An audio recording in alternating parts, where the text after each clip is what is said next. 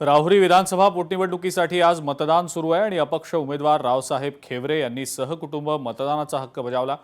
तसंच खेवरे यांनी आपल्या विजयाचा विश्वास देखील व्यक्त केला आहे। विश्वास ह्या तालुक्याची अस्मिता आणि ह्या तालुक्याच्या जनतेवर माझा विश्वास आहे आणि 100% एक शेतकऱ्याचा पुत्र इथं आमदार होणार आहे। माझे ते एकदम चांगले मित्र आहे।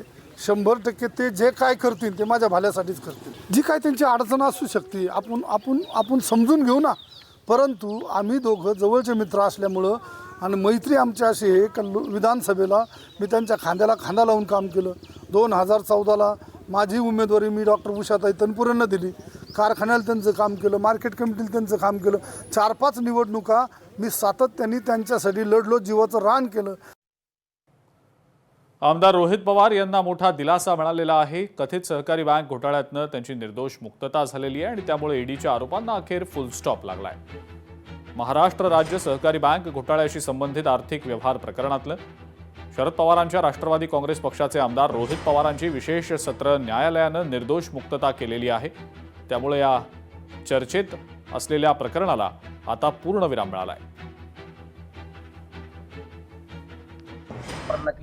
सत्यमेव जयते।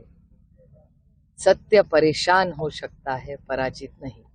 सातत्याने ह्या खोटे नाटे आरोप विरोधी पक्षांवर करायचे।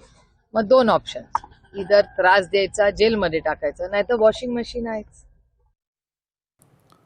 मुंबईमधील महायुतीचा जनआक्रोश मोर्चा पार पडलेला होता आणि या जनआक्रोश मोर्चाच्या आयोजकांवर गुन्हा दाखल करण्यात आलेला आहे। अटी शर्थींचं उल्लंघन केल्याप्रकरणी पोलिसांनी ही कारवाई केलेली आहे। आयोजक संतोष पांडे यांच्यावर हा गुन्हा दाखल झालाय। मोर्चा दरम्यान वरळी परिसरामध्ये मोठी वाहतूक कोंडी ही झालेली होती। या झालेल्या वाहतूक कोंडीवरनं एका महिलेनं तीव्र संताप देखील मंत्री गिरीश महाजन यांच्या समोर व्यक्त केलेला होता आणि याचा व्हिडिओ सुद्धा मोठ्या प्रमाणावर व्हायरल झालेला होता। या मोठ्या वाहतूक कोंडी झाल्याच्या अनुषंगानं, अटी शर्थींचं उल्लंघन झाल्याच्या अनुषंगानं आयोजक संतोष पांडे यांच्यावर गुन्हा दाखल झालाय।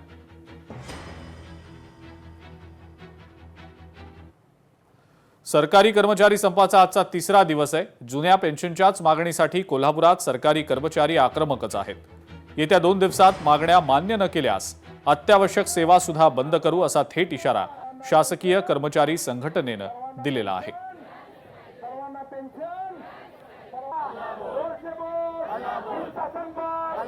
या संपातली उपस्थिती दररोज वाढत चालली आहे।